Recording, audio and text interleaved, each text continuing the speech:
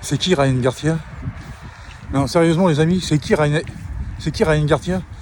Non, je veux dire, sérieusement, si demain j'éteins ma télé et que le lendemain j'arrive et que je viens vous voir et que je vous dis c'est qui Ryan Garcia, vous saurez me répondre? Hein? Ah non, salut les amis, bienvenue pour mon débrief sur ma chaîne Roboboxing pour ce débrief de ce méga combat qui vient de se finir, enfin qui s'est fini il y a une petite heure. Ah, je pouvais pas attendre de rentrer chez moi pour vous faire ce débrief là. Je sors de la salle de sport, je me suis dit il faut que j'en fasse un, mais tout de suite. Et cette petite phrase là, c'est qui Ryan Garcia? C'était pour faire hommage, enfin faire un petit salut à Joe Star.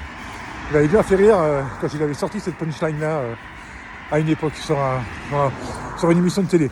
Alors, il faudra m'excuser à l'avance parce que je risque de partir un peu en sucette dans cette vidéo. Je vais te parler d'un truc et puis revenir dans le combat, passer au 5e round. Ah non mais attendez, qu'est-ce qui s'est passé au premier? J'ai tellement de trucs à dire en fait, j'ai la boxe qui m'habite depuis 40 piges. En fait, je ne voudrais pas me vanter, mais je suis un peu une encyclopédie de la boxe à moi tout seul. J'ai tout dans la tronche. Donc, et puis j'ai une mémoire de ouf parce que, attention, on va passer. Et je dis rien contre Ryan Garcia. Mais là, je vais un peu le rentrer dedans quand même. Je vais un peu me foutre de sa gueule aussi. On touche pas à Davis. D'ailleurs, j'ai jamais été aussi hypé par un boxeur depuis Floyd Mayweather. C'est dire. Les Canelo aussi, les Canelo. Mais surtout Floyd Mayweather qui était là ce soir. Vous vous rendez compte qu'à eux deux, c'est 79-0-0. Ouais, c'est 79. Donc 50 pour Mayweather, 29 pour Gervonta Davis. 0 défaite. Et même pas le nul, même pas d'un match nul. Nul, c'est pour ceux qui perdent contre eux. Voilà, c'est ça. Parce qu'il y a Ryan Garcia là.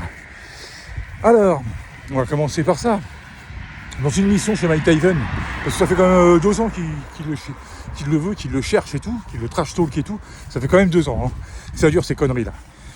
Et que j'ai eu une mission chez Mike Tyson, je me rappelle quand je vous dis que je me rappelle de tout. Quand je vous dis que je me rappelle de tout. Ça rigole, hop, et ça appelle Gervonta Davis. En visuel et tout, en vidéo et tout. Et ça dit je te mettrai au KO au 2e. Un crochet du gauche. J'aurais besoin que du crochet du gauche, je te mettrai KO au 2e. Ça rigole, alors Gervonta évidemment se marre. Hein. C'est ça mon pote, cause toujours, tu m'intéresses. Et c'est pour ça que, je vous dis, hein, je vais partir un peu en sucette. Hein. Là, je vais arriver carrément dans le 2e round parce que c'est là qu'il a accéléré, c'est son meilleur round. Hein. À faire un peu du sale, hein, on n'avait pas l'habitude de voir faire comme ça, on s'attendait plus que ce soit Davis qui le fasse. Et puis évidemment, le KO il a eu lieu, mais dans le sens inverse. Hein. Un compte, crochet du gauche, et boum, va dormir mon gars. Et à partir de là, il n'y a plus eu de combat. Hein. C'est-à-dire que là, Davis a pris la confiance qu'il avait déjà en rentrant, parce que déjà quand il est rentré sur le ring, Garcia, tu voyais bien, on voyait bien qu'il était ailleurs. Hein. Il était inquiet, il était plus si serein que ça. Alors que Davis, il était dedans. Lui il était dedans. Il avait un pas décidé en disant je vais monter et je vais faire le taf. D'ailleurs, et puis il l'a bien fait. Et puis en plus, je commence à devenir sacrément bon en pronostic parce que si vous regardez bien ma vidéo d'analyse avant combat, je dis KO technique ou KO hein, entre le 6e et le 7e round. Et qu'est-ce qui s'est passé?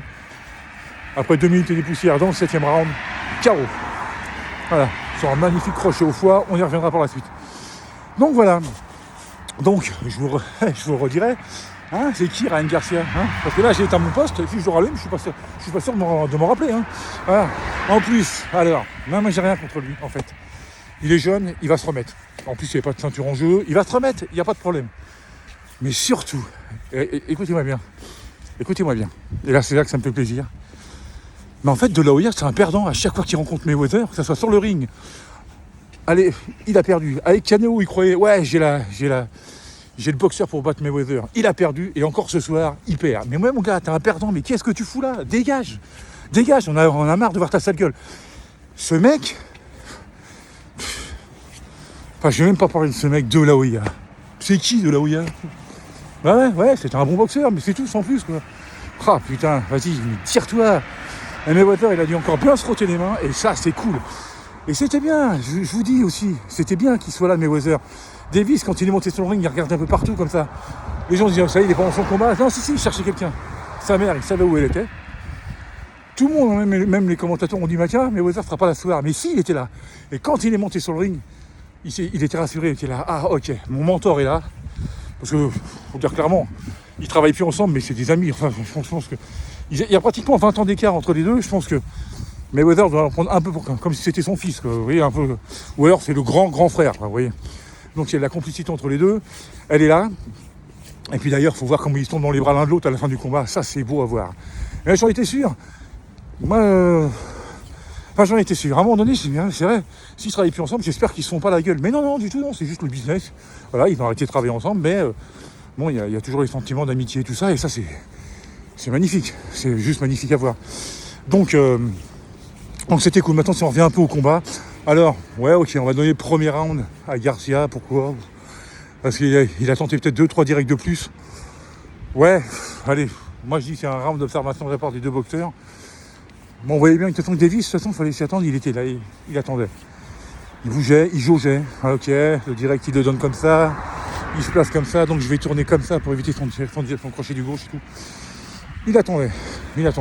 Après arrive au deuxième, bon, c'est parce que personne ne s'attendait que Ryan Garcia emballe le combat, enfin essaye de l'emballer. En mettant des coups de coude et tout, quand même, c'était un peu sale. C'est pour ça que quand les gens voyaient que Davis il se plaignait, ça y est, tout le monde pensait qu'il allait sortir de son combat. Non, pas du tout.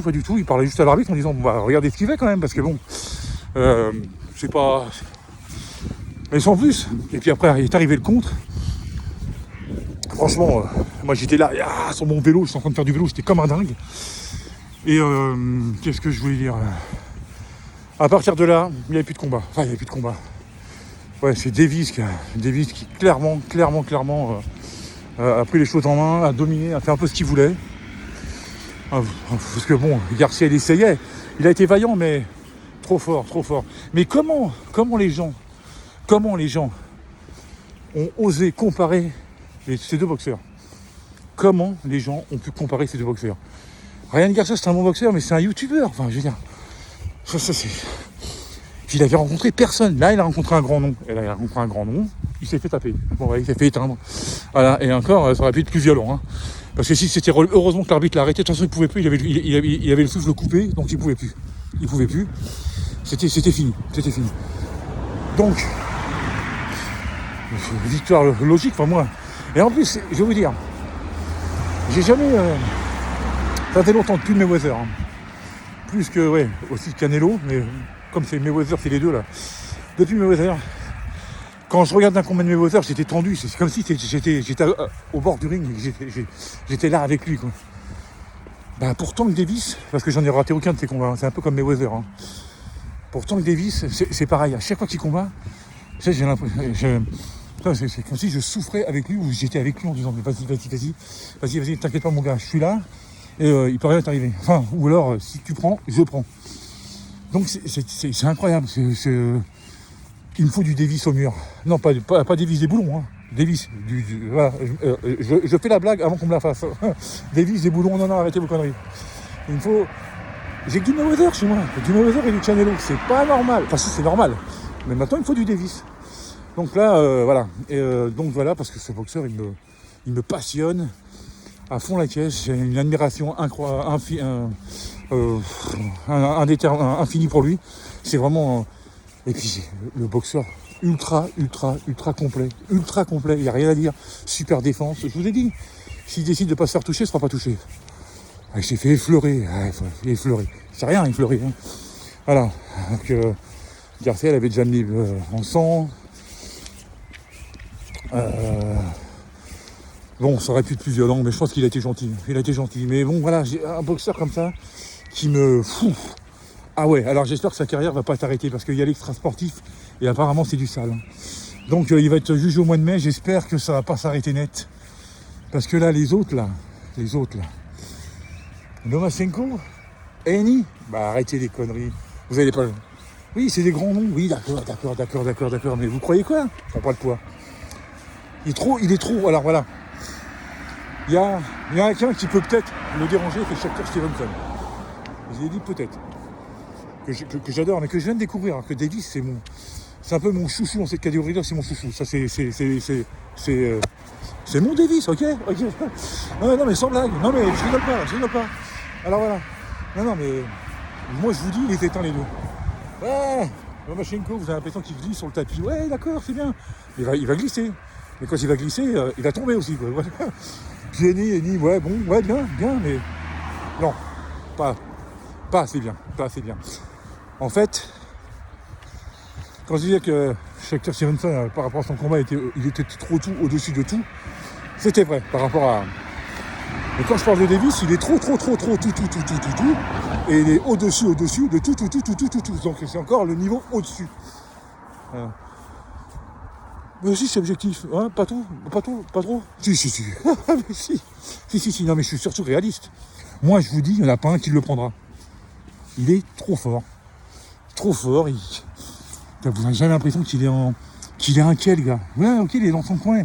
C'est vrai qu'il regarde un peu partout et tout, ouais, c'est ça, mais c'est peut-être sa façon à lui de...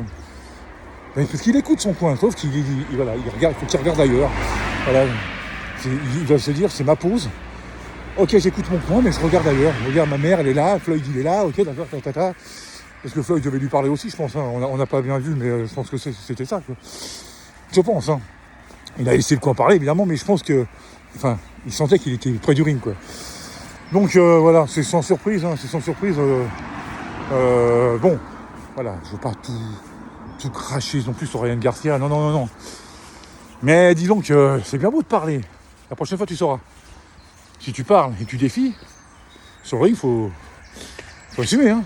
Parce que là, tu vas... Ah bah c'est la douche froide, c'est sûr que tu vas vite redescendre de ton arbre. Ouais, ça c'est certain. Tu vas vite redescendre sur terre et tu vas te dire, bon ok, j'ai ouvert ma gueule et je me suis planté. Voilà, puis bon, il faut dire aussi qu'il était tombé sur beaucoup trop fort. C'était peut-être même un peu tôt ce combat. T'aurais peut-être dû en faire un ou deux encore, faire monter les jetons progressivement. Parce que là, tu passes de Campbell à Garcia, c'est une blague.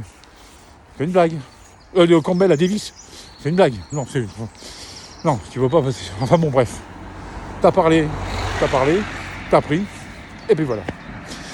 Donc voilà, j'ai bien vidé mon sac, j'avais des choses à dire. Et j'en aurai encore à dire, hein, mais je ne vais pas faire trop la vidéo parce qu'après j'ai du mal à la mettre sur TikTok, parce que je suis aussi sur TikTok, je mets aussi mes vidéos sur TikTok. Mais la dernière fois, la précédente a duré 14 minutes. Quand c'est trop, je crois que, bon, de toute façon celle-là je pourrais pas la mettre parce que je crois que c'est quand ça dépasse 10 minutes qu'on peut pas la mettre.